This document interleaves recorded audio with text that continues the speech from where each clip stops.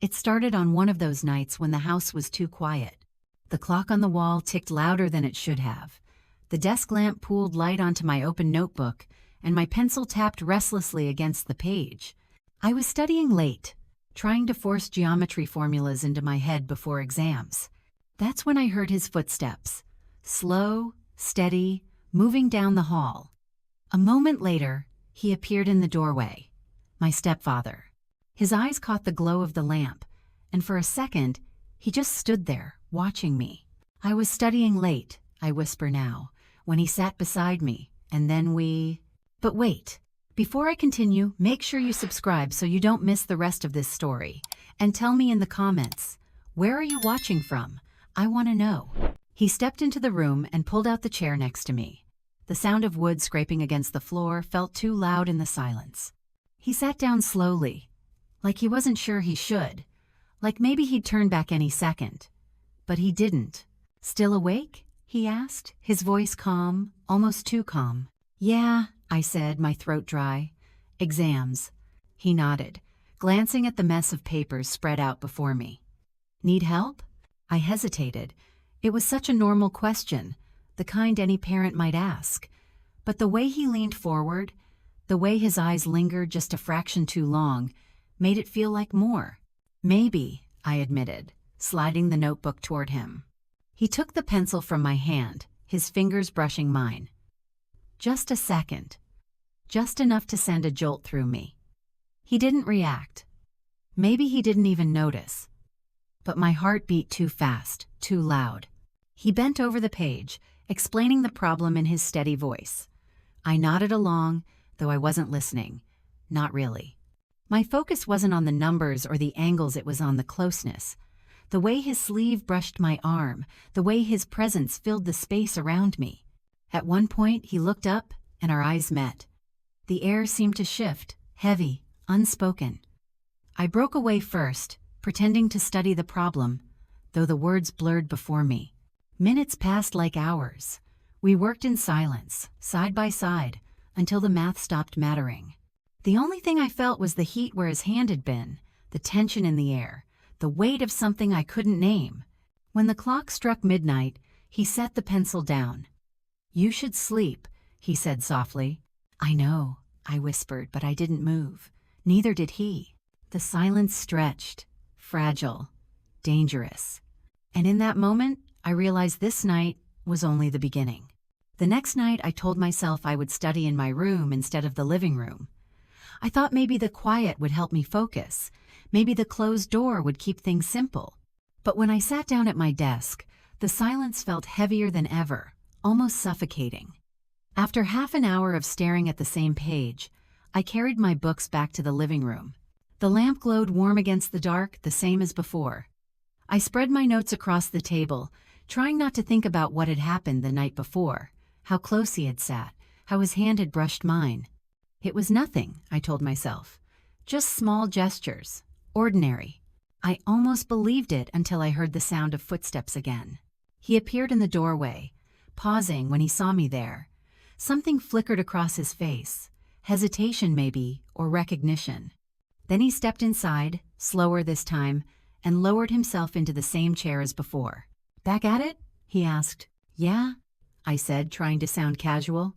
He leaned over, pointing at the problem I had half solved. "You carried the one too early." His voice was calm, instructive. He picked up the pencil, his fingers brushing the edge of my notebook. The small sound of graphite scratching against paper filled the silence. I watched his hand move, steady, sure. I should have been paying attention to the explanation, but instead my focus narrowed to the way his sleeve shifted when he wrote, "The warmth radiating from where he Saturday too close. Not close enough." When he handed the pencil back, his fingers touched mine again. Brief, barely a second, but long enough for me to notice. Long enough for me to wonder if he noticed too. Neither of us spoke. The silence felt louder than words. At one point, he reached for my glass of water to move it aside so it wouldn't spill on the papers. His hand brushed against mine again, deliberately or not, I couldn't tell. But the way he froze for half a breath before pulling back told me he had felt it too. We didn't acknowledge it. We went on as if nothing had happened, though everything had. By midnight, the air between us was dense, with things unspoken. He closed my notebook gently, sliding it back toward me. "That's enough for tonight," he said. I nodded, though I hadn't absorbed a single lesson. My head was buzzing, my chest tight. He stood slowly, his chair scraping against the floor, and for a moment he lingered, like he wanted to say something more. But he didn't. "Good night," he said instead, his voice low. "Good night," I whispered back. I watched him walk down the hallway until he disappeared into the dark. My fingers still tingled where his had touched mine. Small gestures, I told myself again. That's all they were. But deep down, I knew better. The house was quieter than usual that Thursday. My mother had gone to visit her sister for the evening, leaving only the steady hum of the refrigerator and the faint tick of the wall clock. I spread my books across the table again, though my mind was too restless to focus. Every time I looked at the numbers on the page, I saw only fragments of last night, his hand brushing mine, the pause that followed, the silence that said more than words ever could. I thought maybe he would stay in his room this time. Maybe the space between us would return to normal. But then I heard the familiar rhythm of his footsteps. He appeared in the doorway just as before, his hand resting on the frame for a moment as if weighing whether to step inside. When he did, he sat without a word. The chair creaked softly under his weight. He didn't reach for my notebook this time. He just sat, watching me pretend to study. The silence was thick, heavy. I could feel it pressing down on me, the way the air changes before a storm. I flipped a page too quickly, the sound sharp in the stillness. His eyes followed the motion, then shifted back to my face. "You're quiet tonight," he said finally. I swallowed hard. "So are you." A faint smile tugged at his lips, gone almost as soon as it appeared. He leaned back in his chair, his arms crossed, as though trying to put distance between us, but his presence filled the room all the same. Minutes dragged. The tick of the clock grew louder, filling every gap. My pencil rolled across the table, stopping near his hand. He picked it up slowly, turning it between his fingers before setting it back in front of me. Even that small gesture felt charged, deliberate. "Are you okay?" he asked suddenly, his voice lower now. The question caught me off guard. I lifted my eyes to meet his. There was no judgment there, only a kind of quiet concern that made my chest ache. "Yeah," I said softly, though I wasn't sure if it was true. He studied me for a moment longer, like he wanted to press further but thought better of it. He leaned forward slightly, resting his elbows on his knees, and for the first time I realized how close we were sitting. A single shift would close the gap entirely. I gripped the edge of my notebook, steadying myself. The silence stretched again, fragile, dangerous. My heart pounded, each beat a reminder of how thin the line between us had become. Finally he stood. The chair scraped back against the floor, startling in the quiet. "Don't stay up too late," he said. His voice was steady, but there was something beneath it. Something heavier. Unsaid. I nodded, unable to speak. He lingered a moment longer, his eyes meeting mine once more before he turned and walked away. The hallway swallowed his footsteps, leaving me alone with the ticking clock and the storm inside my chest. I stared down at the empty page in front of me, realizing I hadn't written a single word. And for the first time, I wondered if silence was more dangerous than anything we could ever say aloud. Friday evening fell heavy, the kind of night where the air feels thick and the walls of the house seem too close. I sat at the table again, books open, though I barely looked at them. I was waiting, though I wouldn't admit it to myself. Waiting for the sound of his footsteps, for the shift in the air that always came when he walked into the room. When it finally came, I pretended not to notice. He entered quietly, slower this time, as though he knew what his presence meant. He sat down in the same chair, not reaching for my notebook, not offering help, just sitting, watching. The silence stretched between us until it frayed at the edges. My pencil tapped against the paper. His hand rested on the table. Still, steady. The small gap between us felt impossibly wide and impossibly narrow all at once. "You're distracted," he said at last, his voice calm, too calm. I let out a short breath, almost a laugh. "Maybe." He leaned forward slightly. "Why?" The question was simple, but it pierced straight through me. My throat tightened. I stared at the notebook, at the messy lines of math problems I couldn't solve, and whispered, "Because I can't stop thinking." "About what?" His voice was careful now, low, cautious. I hesitated. The words pressed hard against me, begging to be spoken, but saying them felt like stepping into a space we couldn't come back from. Finally, I forced them out. "About last night. About all of it." His jaw tightened, his eyes locked on mine. He didn't speak, and the silence swelled until it felt unbearable. "I don't know what it means," I continued, my voice trembling. "But I know it's there, and pretending it isn't, it's exhausting." He exhaled slowly, his hands clasped together on the table. For a moment, I thought he might deny it, might dismiss everything I'd said. But then he shook his head slightly. "You think it's easy for me?" His voice was rougher now, more raw. "Every day, I tell myself to keep my distance, to keep this safe. But then I sit here and—" He trailed off, his words hanging unfinished in the air. My heart pounded, each beat sharp and heavy. The admission was enough, more than enough. We sat frozen, caught in the rawness of honesty. Neither of us had meant to speak aloud. The lamp hummed faintly. The clock ticked. Somewhere outside, wind rattled the branches against the window. Finally, he said softly, almost to himself, "This can't happen." "I know," I whispered, "but it already island." His eyes met mine again, steady, conflicted, full of something I couldn't name. For a moment, the space between us felt like it might collapse entirely. I wanted to reach out, to bridge it, to close the gap. But I didn't. Neither of us moved. The silence settled again, heavier than before. And I realized that once words had been spoken, silence could no longer protect us. Saturday arrived with an edge of unease. The house carried on in its usual rhythm, my mother moving between errands, the faint hum of the television in the background, but beneath the surface, I could feel it. A tension that never left, that lingered in every glance, every moment we pretended not to notice each other. By evening, when the house grew quiet again, I found myself at the table with my books, as though drawn there by something stronger than choice.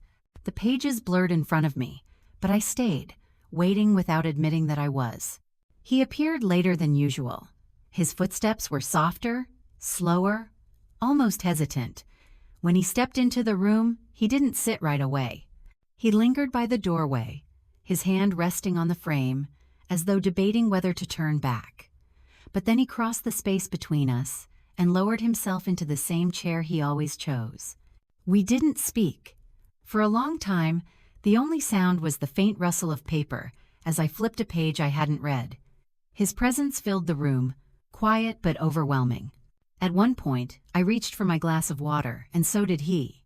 Our hands collided, fingers brushing before pulling back too quickly. The glass wobbled dangerously before I steadied it, my breath catching. "Sorry," he murmured. "It's fine," I whispered, though it wasn't. The silence returned, but it wasn't the same. It buzzed with the memory of touch, with the possibility of something neither of us dared to name. I tried to focus on the words in front of me, but they swam on the page. My pencil tapped against the desk in a nervous rhythm until he reached out and stilled it with his hand. Just for a moment. Long enough for my chest to tighten, for the air to thicken around us. Then he pulled back, as though the gesture had burned him. "You should rest," he said, his voice low. "I can't," I replied. He looked at me then, really looked, and the weight of his gaze made my breath falter. There was conflict there, restraint, but also something else, something softer, more dangerous. The moment stretched too long. I forced myself to stand, gathering my books in a shaky stack. "I'll study in my room," I said, though we both knew it wasn't about studying anymore. He didn't stop me, but he didn't look away either. His eyes followed me as I left the room, the weight of his silence pressing against my back. That night, lying in bed, I replayed every second. The touch of his hand on mine, the pause before he pulled away, the look in his eyes. Avoidance had failed us. Distance was meaningless now. And as much as I tried to deny it, I knew. This wasn't fading, it was growing. Sunday night carried a different weight. The house felt quieter than usual, though nothing had changed. My mother had gone to bed early, leaving me alone again at the table with my books. The lamp glowed across the pages, but I wasn't reading. I was listening, waiting. When the familiar sound of his footsteps came, my chest tightened. He entered without hesitation this time, moving straight to the chair beside me. No pause at the doorway, no questions. He simply sat, as though it was the most natural thing in the world. For a long moment, neither of us spoke. The silence wasn't empty. It was heavy, alive, charged with everything that had built between us. My pencil rested useless in my hand, my notebook open to a page I hadn't touched. Finally, he leaned forward, his voice low. "Show me what you're working on." I slid the notebook toward him. His fingers brushed mine as he took it, and neither of us moved away this time. The contact lingered, small but deliberate, and the air between us shifted. He explained the problem, his voice calm and steady, but I barely heard him. My focus was on the warmth of his hand, the nearness of his shoulder, the way his presence filled every corner of the room. When he handed the notebook back, our fingers touched again. Still, neither of us pulled away. His gaze lifted to meet mine, and in that look was everything we hadn't said: recognition, restraint, want. Seconds stretched like hours. The sound of the clock on the wall, the hum of the lamp, the faint rustle of leaves outside, it all blurred, until there was only this moment, fragile and dangerous. "I shouldn't," he began, his voice breaking off. "I know," I whispered. My throat was tight, but I didn't move.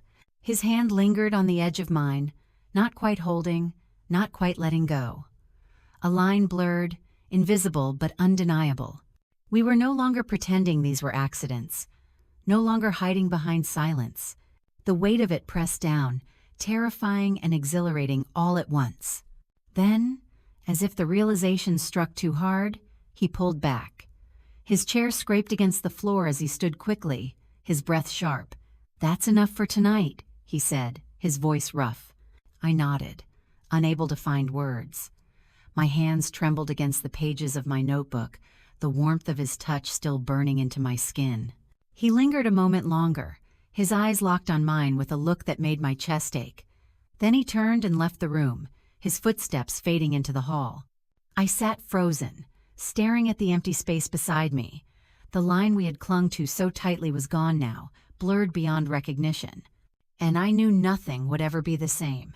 The storm came suddenly that night, rolling in with heavy clouds and sharp wind that rattled the windows. By the time I sat down at the table with my books, rain was already streaming down the glass in silver sheets. The lamp flickered once, then steadied, casting its pool of light across the scattered pages. He appeared in the doorway a few minutes later. No hesitation this time, just a quiet step forward, then another, until he was beside me again. The chair creaked as he lowered himself into it. We didn't speak. The storm filled the silence, thunder rumbling like an echo of the weight between us. The power flickered again. This time it didn't come back. The room plunged into darkness, save for the faint glow of lightning outside. "Hold on," he murmured, standing to find a candle. When he returned, the soft flame lit his face in golden shadows. He set it on the table between us, the light flickering against his eyes. We sat there, closer now than ever, the storm pressing against the house, the candlelight pulling us into the same circle of warmth. I stared at the notebook in front of me, but my hand trembled when I picked up the pencil. "Can you even see well enough to study?" he asked, his voice low, almost rough. "Not really," I admitted, though studying was the last thing on my mind. His hand rested on the table, close to mine. The flame bent in the draft of the storm, shadows stretching long across the walls. I felt the weight of his gaze before I looked up. When our eyes met, it was like the storm outside had broken into the room. "You're shaking," he said softly. "It's just the storm," I whispered. though we both knew it wasn't true. For a moment, neither of us moved. The thunder rolled, the rain pounded, and the silence between us frayed until I thought it would tear me apart. Then his hand brushed mine, slow, deliberate. Not accidental, not this time. My breath caught. I didn't pull away. "This isn't right," he said, his voice hoarse. "I know." My reply was barely a whisper, but neither of us moved. The contact stayed, burning between us, small and fragile and yet enormous. The storm outside raged on, lightning flashing against the windows, thunder shaking the walls. Inside, the only sound was the faint crackle of the candle and the pounding of my own heart. Finally, he pulled his hand back, pushing the chair away with a scrape. He stood quickly, pacing once across the room before stopping with his back to me. His shoulders rose and fell with uneven breaths. "We can't do this," he said at last. I gripped the edge of my notebook, my voice trembling. "Then why does it feel like we already are?" He didn't answer. The silence that followed was louder than anything he could have said. When he finally turned, the candlelight caught the raw conflict in his eyes. He opened his mouth, closed it again, then shook his head and left the room. His footsteps faded into the hall, swallowed by the storm. I sat there, staring at the flickering flame, my chest aching with everything that had just happened and everything that hadn't. The breaking point had come, and though nothing had been spoken, nothing had been sealed, I knew the line we'd tried to hold was already gone. Morning came too bright, too quiet, as though the storm had stolen all the sound from the world. The rain was gone, leaving the yard slick and glistening under the pale sunlight. I sat at the kitchen table with a mug of coffee, staring at the steam curling into the air, my thoughts still tangled in the night before. I had barely slept. Every time I closed my eyes, I felt again the brush of his hand, the weight of his gaze, the way the candlelight had carved lines of conflict across his face. It hadn't gone further than a touch, but the truth was unavoidable. The line had been crossed, and pretending otherwise was impossible. I heard him before I saw him. His footsteps in the hall, slower than usual, hesitant. He entered the kitchen, his hair damp from a shower, his expression unreadable. For a moment he stopped in the doorway, as though unsure whether to step inside. Then he did, moving quietly to the counter to pour himself a cup of coffee. Neither of us spoke. The silence was sharper now, not empty but full, humming with everything we weren't saying. He sat across from me, the table between us feeling at once too wide and not wide enough. Finally, he broke it. "About last night." His voice trailed, rough, unfinished. I looked up, my chest tight. "I know," I whispered. He shook his head slightly, his hand tightening around the mug. "We can't let it happen again." The words were firm, but his eyes betrayed him. I saw the same exhaustion there, the same restless pull I felt. "Do you believe that?" I asked quietly. He hesitated, just for a second, long enough for me to know the answer. "I have to," he said. The conversation ended there, though neither of us moved. We drank our coffee in silence, the weight of unspoken things pressing harder with every passing minute. The rest of the day passed like a blur. He busied himself with repairs around the house, fixing shelves that didn't need fixing, checking locks that had never been broken. I drifted from room to room, unable to focus, carrying my books without ever opening them. Every time our paths crossed by the sink, in the hallway, near the back door, the air tightened, heavy with everything hanging between us. That evening, my mother returned home earlier than expected. She filled the house with her usual chatter, asking about groceries, sorting laundry, humming while she cooked dinner.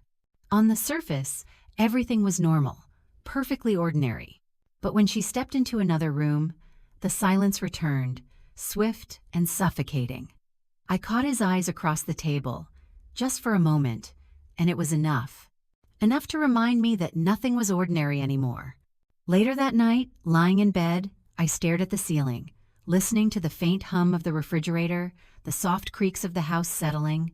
The storm was gone, but the storm inside me was not. His words echoed in my head.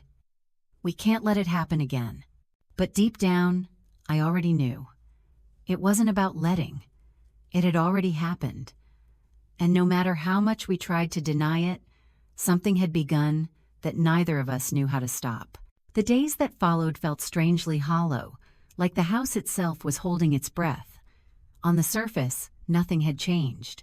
My mother moved through her routines, folding laundry, answering calls, filling the kitchen with the clatter of pans.